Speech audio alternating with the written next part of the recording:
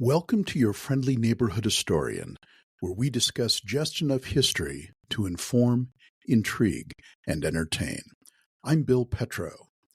The history of Passover, the Jewish Pesach holiday.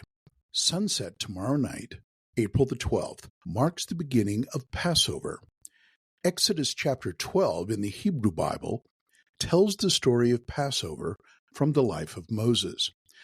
To encourage the Egyptian Pharaoh to let my people go, God visited 10 plagues upon the Pharaoh, played by Yul Brynner in the 10 Commandments, though I think he was better in The King and I, in order to get his attention to release the children of Israel from bondage.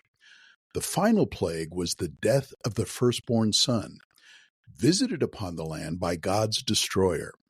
The Jews were to smear blood of a sacrificed lamb upon the 2 doorposts and the lintel of their houses, so that the destroyer would pass over them unharmed. Pharaoh relented and released the Israelites.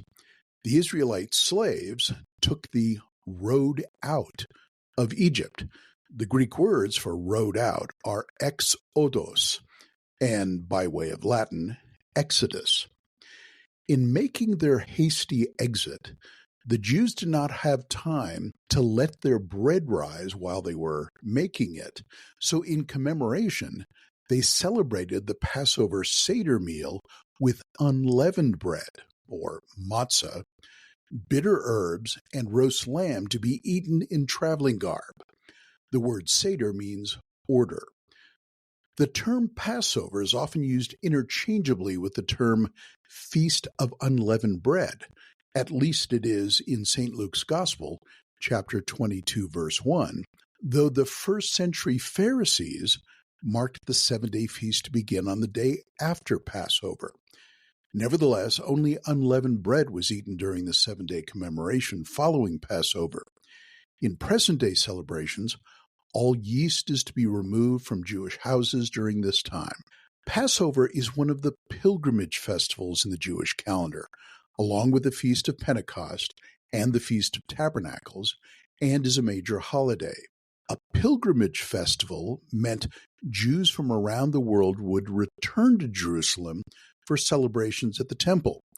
During Easter week, which was originally at Passover, the Jerusalem of Jesus' time would have tripled from its population of about 50,000 people.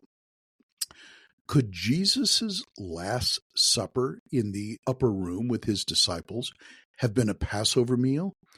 It seems likely from the New Testament Gospels, and the epistles make it explicit. The Gospel of Mark, chapter 14:12, says it was on the first day of the festival of unleavened bread, when it was customary to sacrifice the Passover lamb. Some Christian churches commemorate this meal by using unleavened bread for their communion, or the Lord's Supper. The traditional Jewish greeting for this holiday is Shag Pesach Sameach. Thank you for listening. I'm Bill Petro, your friendly neighborhood historian. You can find more details on this topic and others on my website at billpetro.com.